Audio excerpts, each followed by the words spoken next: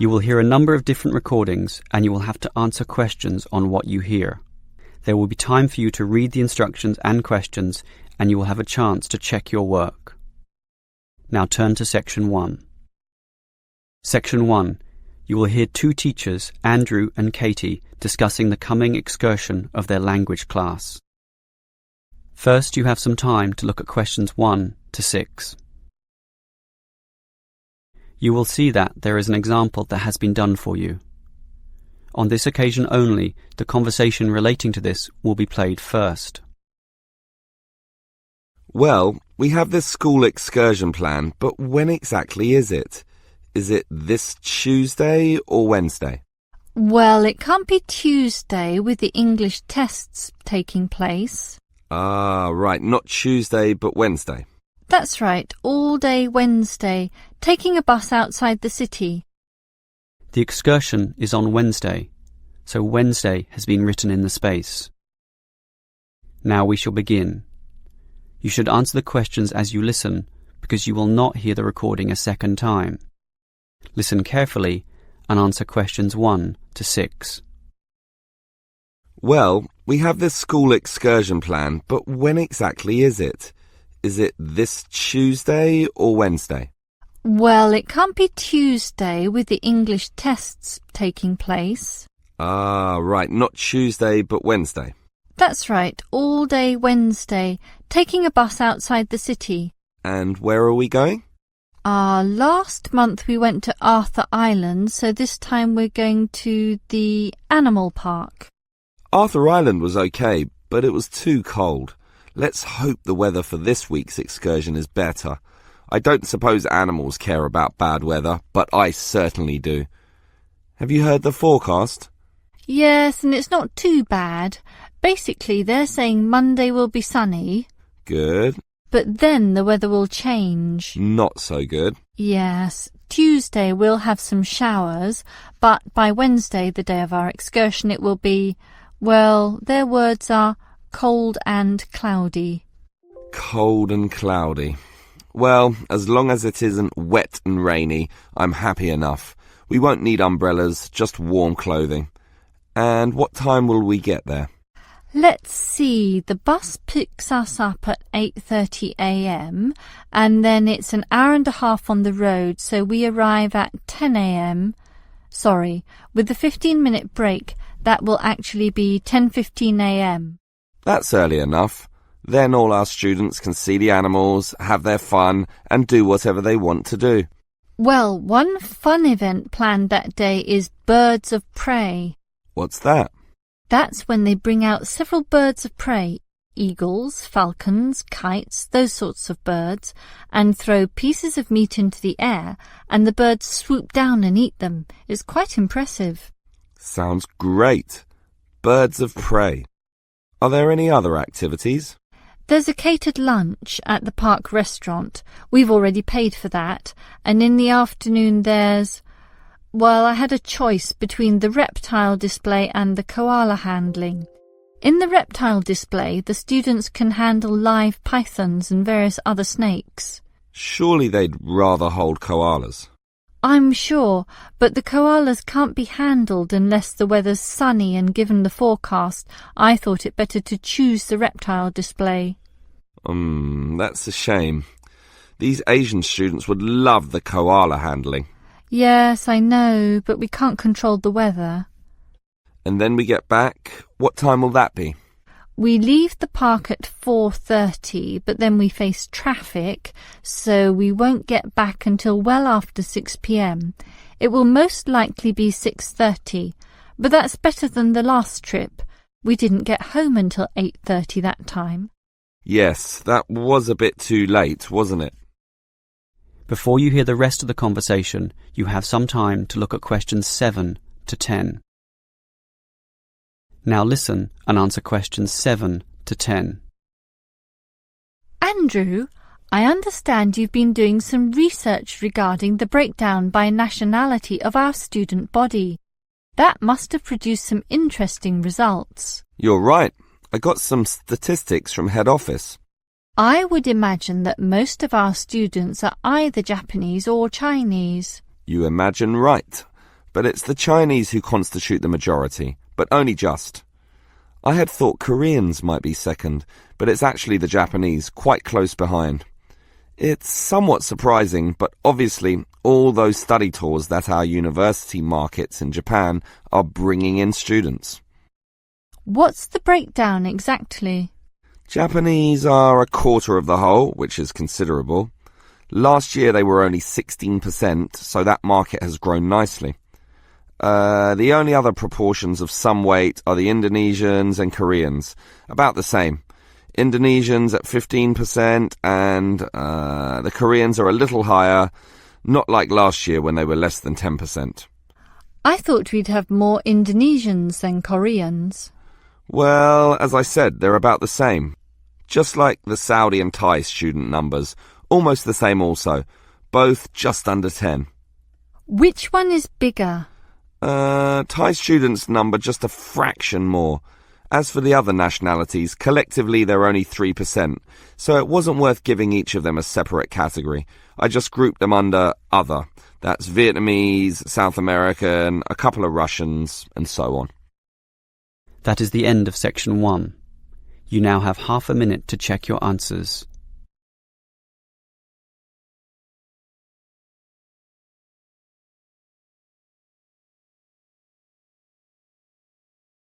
Now turn to section 2.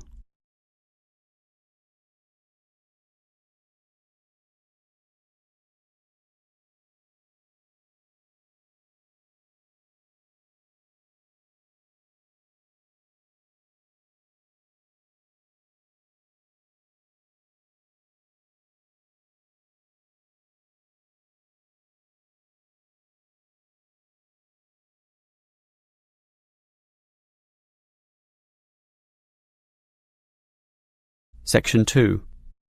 You will hear a representative from EasyTravel travel agency explaining to some customers the benefits of her company.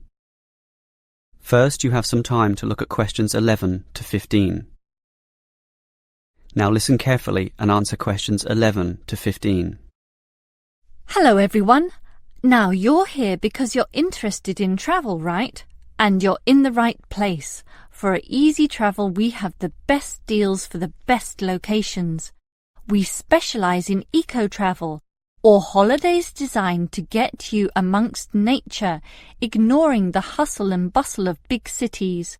So whether you want to hike in Nepal, as many people do, or follow some jungle paths in the rainforests of Queensland, we can give you the best deal. If you look at our office here, you'll see our overseas consultants. That's for trips overseas, obviously, to Europe, to North America, but primarily for the Asian market, which is generally more popular in this part of the world. Most people like that touch of the Orient, right? But they also like the domestic market, since this country offers its fair share of beautiful natural vistas. What about the deserts, anyone? What about some striking red rock gorges? Then talk to our domestic consultants who can arrange anything you want. But they deal with the accounts in the morning, so you'll need to talk to them in the afternoon. And remember, our office doesn't open at night, sorry to say. Now, around the outskirts and outer regions of this city, there are many beautiful places that you might not be aware of, and the advantages of these regional locations are many. Mostly by being closer, some of them can be done in a day tour. Yes, it's fast and convenient with none of those long-haul bus trips which often leave you cramped and uncomfortable and stuffing heavy suitcases into luggage racks. But I should tell you about our buses, those that are needed for the somewhat more distant holiday destinations. They definitely do not suffer from those problems I just mentioned. We use the services of the famous Sleek Line Company, whose buses are known as the very best. Yes, they are big, yes, they are comfortable, but what makes them especially different is the personal attendant who accompanies the driver, ready and willing to serve you and ensure that your trip is the very best. So whether it's overseas or local, we can certainly give you what you want. Now, do you have any questions? Before you hear the rest of the talk, you have some time to look at questions 16 to 20. Now listen and answer questions 16 to 20. Right, let me orient you to our main EasyTravel office here. On this table right beside us are travel magazines for you to browse through, and on the wall next to that are many more for all parts of the world. Our 4 travel consultants sit over there on the other side of that long counter. That's right, 4 of them, side by side, all serving various regions. Now, let me tell you their specific functions. Firstly, the consultant on the left, next to the plant, is the local tours consultant, serving tours in the immediate vicinity of this city. Next to her is what we call regional tours, targeting the statewide options. Next to her is the interstate tours, and that can involve either buses or planes. In the former case, utilising the Sleek Line bus service, as you know. And finally, next to her in the corner is general inquiries, which is self-explanatory. If you have questions of a general nature, rather than one relating to specific destinations, you can go there. Now, as I said, we can do international tours, and for that you need our big office, just through that door, the one between those 2 plants. However, if your international tour is in the Asian region, which is generally our most popular option, then we deal with that in a separate room, the one opposite international tours, but not the corner one. Just go through that door on the left, the one next to that cupboard. The door next to that is, in fact, our general office, so please don't go through there. That's reserved for staff members only. That is the end of section 2. You now have half a minute to check your answers.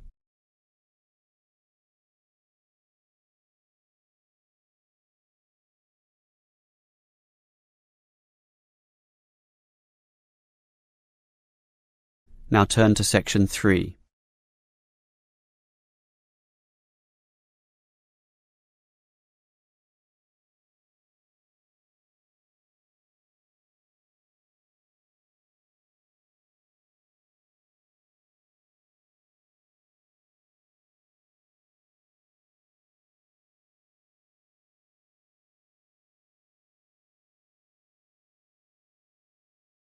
Section 3.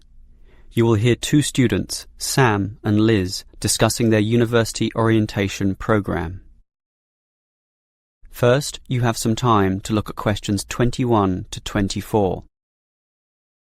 Now listen carefully and answer questions 21 to 24. Hi Liz, how do you feel about starting university here? A little bit nervous, but I'm confident I can handle it. This orientation program seems like it will help us a lot. Sure. I'm looking at the timetable here myself. It seems that there are choices available. I can see. So, what are you going to do Monday afternoon? In the morning we all have the opening lecture, but it looks like we have a choice later that day, as you said. Well, the careers lecture might be helpful, but I am interested in the uni tour. It's probably too early to be thinking of careers now anyway, and I want to know what's what at this new university, so I'm doing the tour. All right, I'll come along with you. Might learn something interesting. After all, we haven't seen much of this place yet, and we will be spending 4 years here. Tuesday is another full day too. In the afternoon there's a lecture about study skills, but that morning offers another choice. Library tour or student union induction? What do you think? I think the student union is very important, but we can go there anytime, right? So we should take advantage of the library tour while it's being offered. Maybe the week after, you and I can go to the student union. Library it is then. Now, Wednesday has a free session in the morning, but after lunch there's a choice between visiting the computer lab or attending a lecture on our legal rights. Well, law and rights are important, but computers are the basis of everything these days, so I'm going to the computer lab. Don't you think knowing our legal rights is equally, if not more important? We live in a very litigious and complex society now. Sure, but it's something we can pick up later, so let's leave that one out. OK. Let me see the timetable. Thursday is a free day, and the week winds up with some celebrations on Friday afternoon. It looks like a fun choice too. There's either a barbecue on the main lawn or the dance. I never pass up the chance to eat something. What about you? If I can get a free meal, I'll take it any day, and I'm not good at dancing anyway. Well, that's that decided, right? Right. Before you hear the rest of the conversation, you have some time to look at questions 25 to 30. Now listen and answer questions 25 to 30. Guess what, Liz? There's another interesting thing in this orientation booklet, and it looks important, about a style guide. What's that? Take a look yourself. It seems to be a set of rules regarding how to present written work, essays and that sort of thing to the lecturers. They want a uniform style of presentation. I can see, so everything we hand in must have a header and a footer. A what? A header and a footer. The footer is at the bottom of the page and the header is at the very top. That's why they call it a header, you know, that little bit of writing giving details about the work. And they also want the word count. Why do they need that? I guess because the lecturers will specify the number of words they want for their assignment, and they want to be sure students follow this. And even the heading on the page has to be a specific dimension, 16 points and bold print and underlined. And subheadings are 14 points, and the font has to be Arial for everything. Yes, the main text is Arial too, as you said, and the size is 12 points, with the header and footer being slightly smaller at 10 points each. Well, it seems logical. The size of everything is in proportion to its importance. But why do they need the spacing of the main text to be 1.5? The header and footer are different. They're only single-spaced. Probably to allow the teacher to insert comments or corrections, or just to make it all more readable, I suppose. And we need wide margins on the left, right, top and bottom, probably for the same reason. Lots of space to allow the addition of comments. That's a bit scary, actually. It seems to assume we will be making mistakes. And look what they want in the header and footer. The header has the name of the work. Not the name of the teacher? No, the work, but surely the teacher's name must go somewhere. Ah, here it is. It goes in the footer. OK, I'd say this is all logical. If a page is lost, say falls to the floor, then with all this information it can always be traced back to the teacher involved. Right. As you say, all very logical. That is the end of section 3. You now have half a minute to check your answers.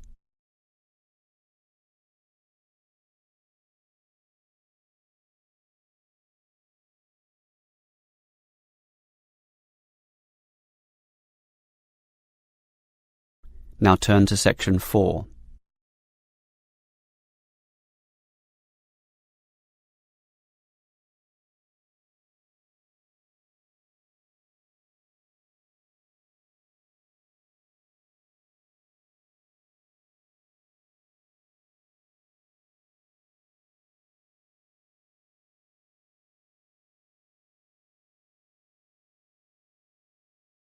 Section 4.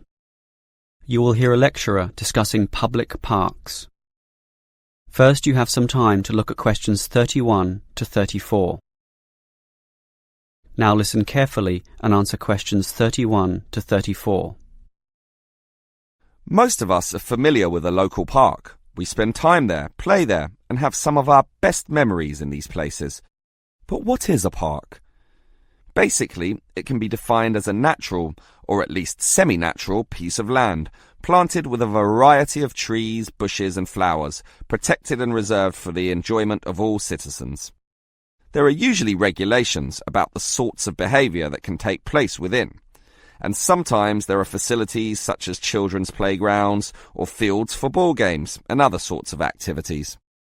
For this reason, if there is grass, it is kept short, and this also discourages the breeding of insect pests. A well-maintained park actually needs a lot of people to look after it, and more so if the park showcases special plants, flowers or trees, in which case it is called a botanic garden. In complete contrast, if the park is big and remote enough, it is sometimes designated as a wilderness park, to be left completely alone and untouched, protected from all development in order to allow wild species, both plant and animal, to live undisturbed. But it is the urban park, the sort of park that most people are familiar with, that I want to talk about now. These preserve natural landscapes for the pleasure of the urban population, most commonly just for passive recreation. In other words, allowing people just to observe the trees and lie in the grass, and such passive recreation is certainly needed. Before you hear the rest of the lecture, you have some time to look at questions 35 to 40. Now listen and answer questions 35 to 40.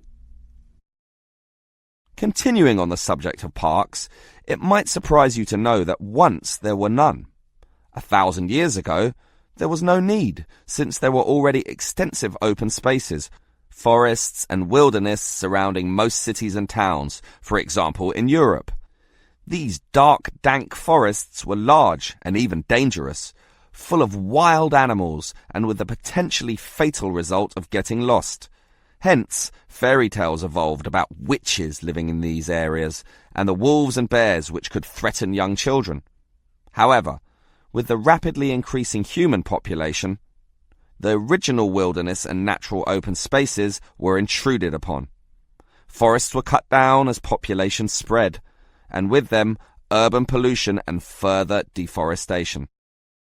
But it was only with the advent of the Industrial Revolution that people realized natural areas needed to be preserved to give the populace access to the sort of nature that was fast disappearing due to the uncontrolled development and demand for resources.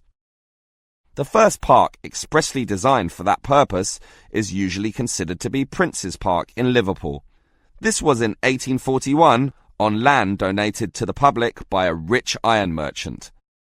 With such a generous donation, worth about £50,000, the council decided to invest £5,000 of its own money in making it look good. Consequently, they hired a landscape designer, Joseph Paxton, who designed twisting turning pathways among shade-giving trees, all based around a central lake. In many ways, it became the prototype for all later large parks, including the famous Central Park in New York. But if we were to pick the park that most people are familiar with, it would be the much smaller neighborhood park. These can be tiny, but by being in the midst of extensive development and dense populations, they are increasingly seen as a refuge where one can get a glimpse of true nature. Many psychologists now maintain that this glimpse is necessary, for ultimately, as a species, we have an innate affinity for nature, and the concrete urban zoo clashes with our inner being.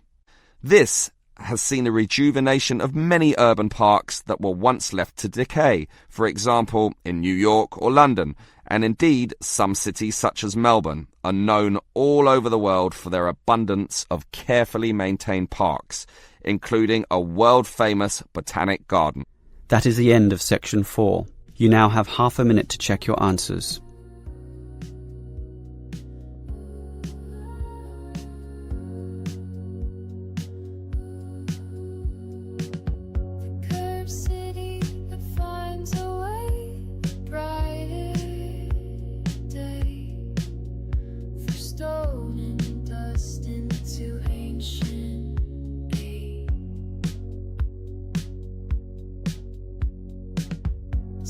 Centuries keep their cold confessions close.